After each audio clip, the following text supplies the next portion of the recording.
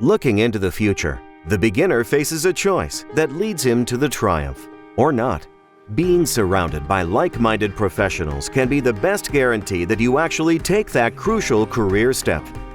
SportIn Global is a digital network for sports jobs. It gives you the chance to be involved in the sports industry no matter who you are, regardless of gender, nationality, and experience. Our AI system matches up talent with human resources.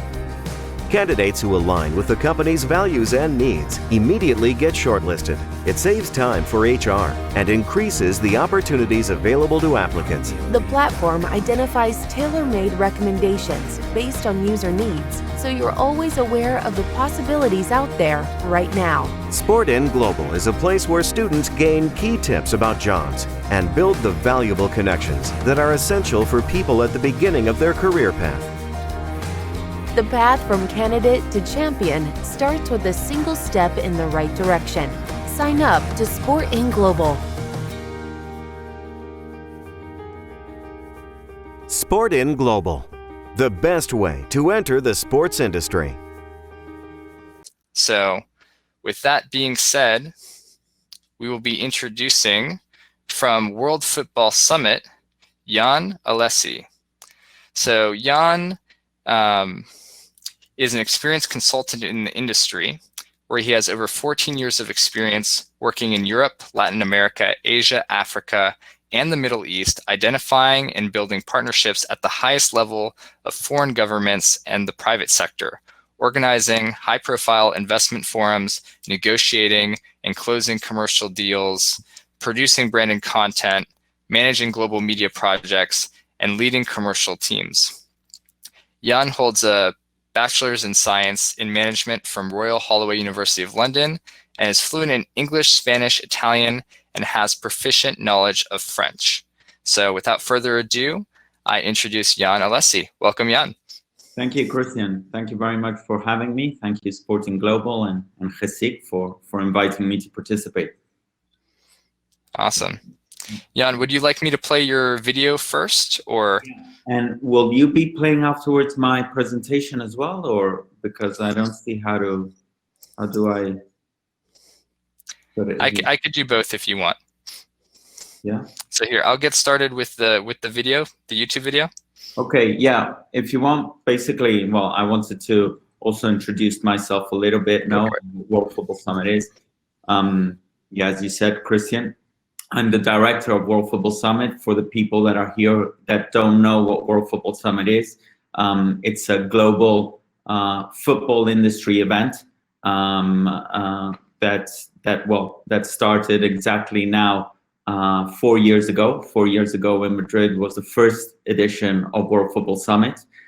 Since then, it's been growing, and it's now probably one of the largest and most important football congresses around the business of football. No? So we've celebrated in Madrid 4 editions, 4 annual editions, and we've taken also the events elsewhere in Africa, in Asia.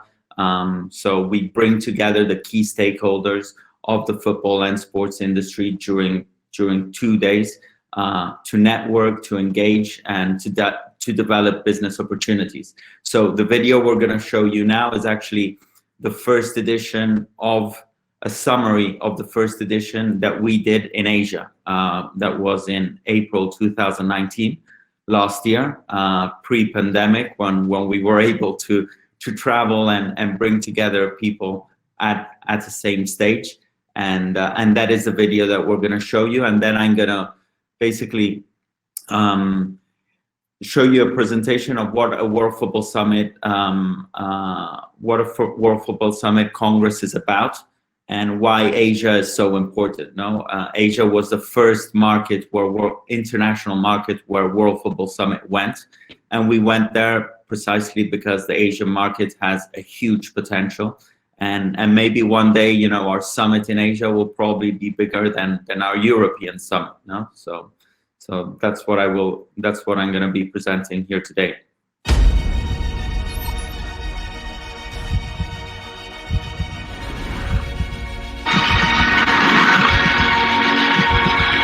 World Football Summit Asia gives an opportunity to show to the rest of the world what potential Asia has. A huge and very pleasant surprise. Almost all of my affiliates attended. Almost all of my affiliates. Some of the panelists and speakers that we've had have been really top level. For us as football clubs, for rights holders, for brands, having this kind of summit in the region is extremely good. Networking is great in this event. You meet people, you connect with them, hopefully you cooperate with them in the future. There is no substitute for face-to-face. That's where the deals get done. Un evento que habla de deporte y de fútbol como industria para poder ofrecer el mejor espectáculo a los fans. What technology is being adopted, what are the business models that are more prevalent. It's just about seeing what's coming up in the region. It's amazing, how football can really change lives, and it has for me, and also the WFS as well. One can see the latest trends, and one can listen in on different strategic approaches. I think they are crucial for the development of what we're trying to do. When you have the leading industry experts coming for your event, that means they believe in your event. I think the World Football Summit Asia is on the right track. It's a place that's where we need to be. I would say it's a perfect match. That's fabulous. It's a great opportunity for everyone to stay up to date. Really, really interesting. There's a lot of potential. It's a must. Very nice conferences and panel. Very successful event. The World Football Summit is already a success.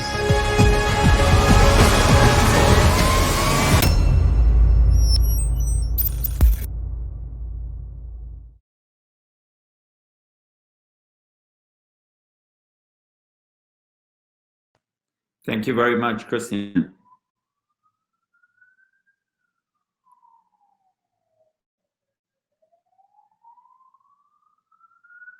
Christian, I can't hear you. No. I said I'm going to pull up your presentation. Great.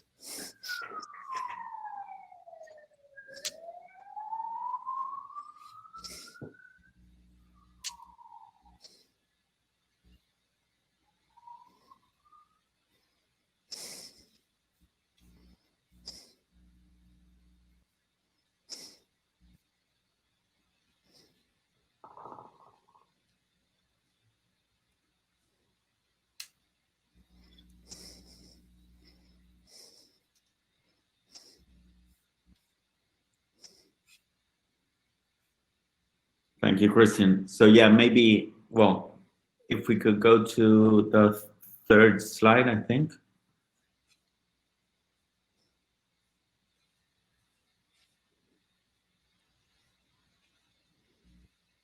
Yeah. So, I think these are the key figures of the event we organized in 2019. It was held, as you saw in the video, in Kuala Lumpur in Malaysia. And what we wanted to do during those 2 days was really to make Kuala Lumpur the hub for the Asian football and sports industry. So during 2 days, bringing the key stakeholders of this industry to network, to promote themselves, to discuss the potential of the Asian sports industry globally, and to engage in networking and business opportunities. So during those 2 days, we had over 1,600 attendees. These attendees, they came from over 60 different countries, and we brought together we organized several panels. We organized more than 30 panels, so we had over 100 speakers discussing, especially the potential that Asia has, not only for football, for European football, but Asia as well, to develop their own industry, and to become what they really what they say is the powerhouse of global football. We raised a hell of a lot of interest, as is shown by, we had over 110 different clubs attending. We had more than 50 leagues and federations. We were trending topic on Twitter, and over 70 media attended the event and covered the event and what was discussed during those 2 days of the summit.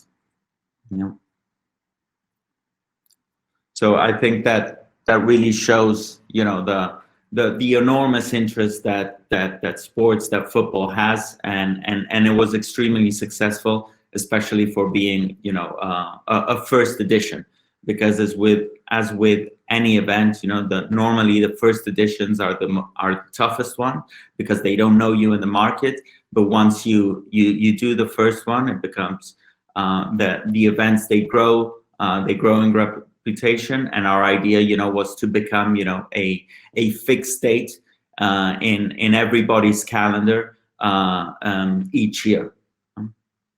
So Christian, yeah, maybe the next slide. This is a bit, an outline of the profile of the attendees. No, so it was very high. 42% of the attendees were C-level executives. 21% were managers, and 37% were others. We had obviously students. We had people who maybe also didn't work within the football industry, but you know, football, sports is a sector which is extremely transversal. No? So we had all sorts of profiles, and it was very, very varied. No, 65% of the attendees were from Malaysia, but 35% of the attendees came from abroad. If you want a comparison, our first edition in Madrid, which was four years ago, 90% of the attendees in our first edition in Spain were Spanish, and in our last edition last year in Madrid, only 20%, only 30% of the attendees were Spanish. So as the years go by, these events become more and more international, and you attract more people from other countries, which is really what makes an event like ours interesting for the attendees. You go to an event where in 2 days, you know, you can meet people that otherwise might take you 12, 24 months, you know, or numerous travel. No? So it's really, you know, it's our event, no, World Football Summit, just like any other industry event. What it tries to do is really to bring together those key stakeholders during 2 days, and for any company working, it's a unique opportunity to meet those people and engage and engage with them and connect with people that otherwise, you know, does not live close to you. No. Next slide, Christian. Yeah, these slides, these are just I will make afterwards, if you want, available this presentation, but these are just some of the logos of federations, leagues, institutions, and clubs that participate. Basically, you know, the portrait that we had of the football industry at WFS Asia was huge. You know, obviously FIFA participated, the Asian Football Confederation participated. Actually, its headquarters are based in Kuala Lumpur. The Asian Football Confederation represents 47 federations from Asia, and its headquarters is in Kuala Lumpur. So actually, KL, one of the reasons also why we decided to do the event in Malaysia, Kuala Lumpur, was because of that headquarters. So KL is already a meeting point for the football industry many times, thanks to the AFC being there. They supported the project. They invited all of their federations to attend. So it really helped us, you know, bring together those key stakeholders to the summit. Next slide, Christian. Yeah. Obviously, you know, what really makes football an industry is the companies, no, that provide services to the industry, that allow the industry to grow. And those are obviously normally are, you know, the main actors of our event, and what makes it extremely interesting. No? So over 550 companies attended the event, and obviously, you know, that just shows you, you know, how many companies have in Asia, you know, have an interest, have a direct interest in the football industry, you know, and how many companies, you know, are developing products, services that are allowing this industry to grow, no? And how important Asia is already developed by the amount also and the prestige of the companies that attended. Next slide. Obviously, yeah, World Football Summit is an event focused very much in the football industry, but we actually actively always invite other sports also to participate. No, so we always say that football is the main actor of our summit, but definitely not the only one. And in Asia, we had speakers coming from the Badminton World Federation, we had the Asian Esports Federation, we had Ironman, we had basketball. So we always attract many other sports because and other industries as well. We always say football belongs to a family which is which is even bigger than the football industry, which is the sports industry, and that belongs to an even larger industry, which is the entertainment industry. No, so each of these industries, they have a lot to learn from each other. So it's always good to mix these up, no, and have different opinions, have people from different backgrounds come together and discuss the future of the industry as a whole. Next slide. Yeah, these are just, example of a few of our speakers. So we had the General Secretary of the AFC, who, as I said, represents over 47 different federations. We had, a very strong also European representation coming to the event. So we had La Liga, who's actually our global partner. They attended with a very large delegation. We had the head of international of Bundesliga. They all came, because all the European leagues, also the Premier League, they have a very strong focus on Asia. They know that Asia is probably the market where they have the strongest potential to grow. So for them, it's very important to go to Asia to promote their brand, and explain what their strategy in the continent is. And the same was done, with several European football clubs like Juventus, like Barcelona, with PSG. They all have a head office for Asia in whether it's Singapore, Hong Kong. So one of their priority is the Asian market, no doubt. But then we also had, the chairman of the J League, which is probably the most important or the most competitive football league in Asia. We had the director of CSM, China Sports Media, which is also an investor in City Football Group. We had Reliance Sports. Reliance is they are the owners of the Indian Super League. We had Pere Guardiola, who's the brother of Pep Guardiola. He's a very important sports representative. So he came because also, they are viewing and they're looking at, the football players in Asia to bring them to Europe, to exchange them. So, really, all of the speakers that we brought, they really represented, the potential, and the importance of the Asian football industry as a global player. Next slide. Yeah, these are, as I said before, we organized over 30 different panels, discussing everything that has to do with the potential, with the strength of Asia as a main actor in the global football industry. So many panels are extremely interesting. So I really, if you're interested in what Asia has to say in terms of its potential in football, I really recommend you to see some of those. We had 2 stages during the summit. We had a main stage program. You have links there to all of them to see, to record them, and we actually stream them live. Next panel. This was our second stage, which we call the industry talk stage. Very much similar format, no, but different topics. Next slide.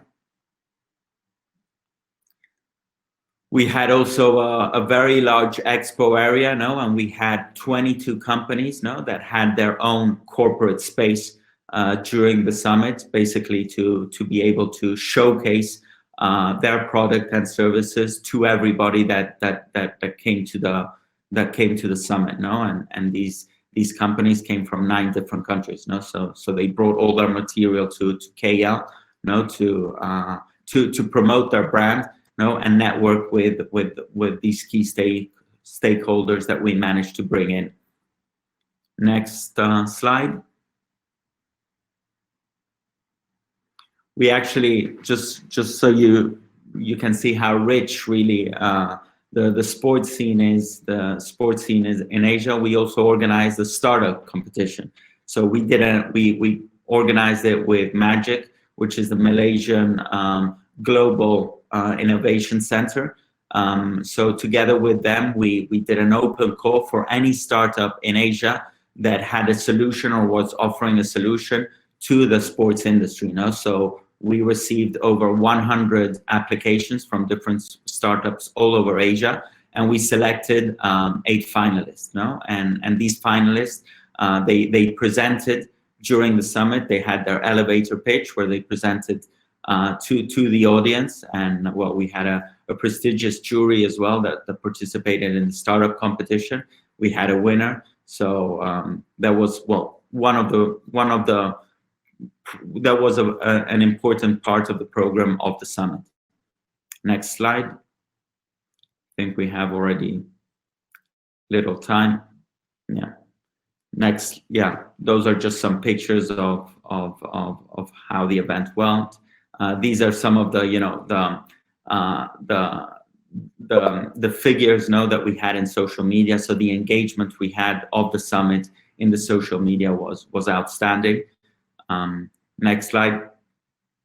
We also had very strong presence from, well, we had obviously at the end, anybody who comes to World Football Summit, really, they one of the most important or the key elements of our event and any other event is the networking. No, so we had a very powerful app that basically, you know, allowed you to network and interact with all the attendees. No, so you were able to close meetings with them through the app and then meet them in person during the event. No, and surprisingly, well, not surprisingly, in Asia actually, the numbers were one of the biggest that we've had in any event. No, in terms of interactions.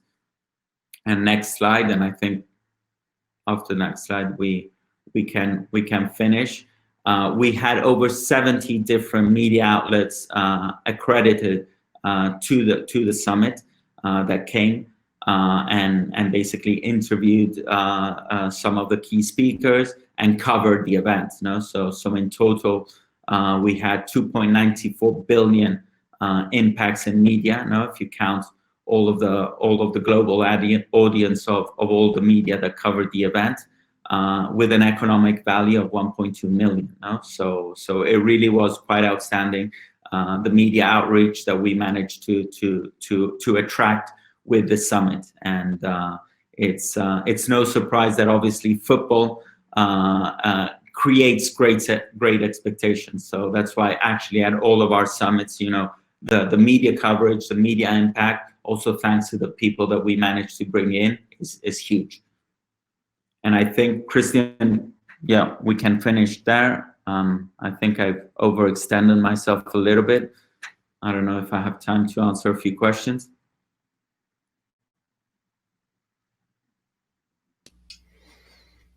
All right. Yes. Thank you, Jan, for your presentation. We have a couple minutes left. So yes, we will be taking questions. So those of you in the audience, if you'd like to ask Jan a question, now is your moment. Feel free to type those into the chat box here.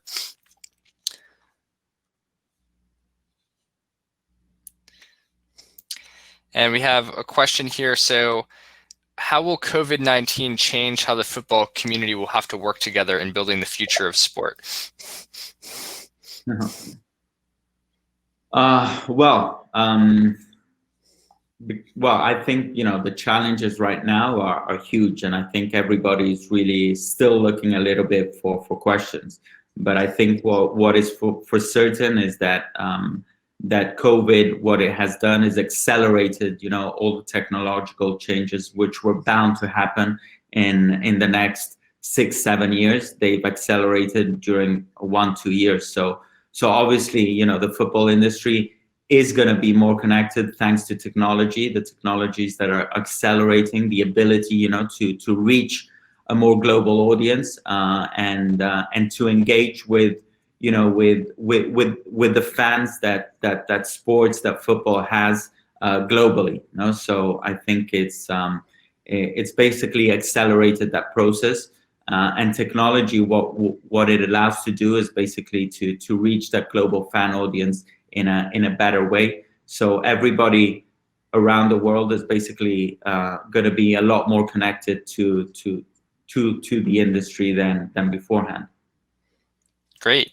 Thank you for answering that question, Jan. And another question, this one's from Dave Schonert. He asks, are there plans for a World Football Summit Latin America? Yes, there are. Obviously, actually, there were plans this year for several. We had 4 events in the pipeline. We had our first African summit in March. Then we were doing an event in Istanbul in April. We had our second edition of Asia in July, the 5th edition of Madrid, and we actually had space in theory, and we were in talks to bringing it to Latin America. But due to COVID, obviously, all our physical summits had to be canceled. We don't know yet when we will be able to organize this physical summits again, hopefully sometime soon next year. And when we do, yes, Latin America is definitely a market that we're looking into, and we definitely want to go there. All right. Great. Well, thank you, Jan, for your time with us today. It's a pleasure to hear about you and World Football Summit.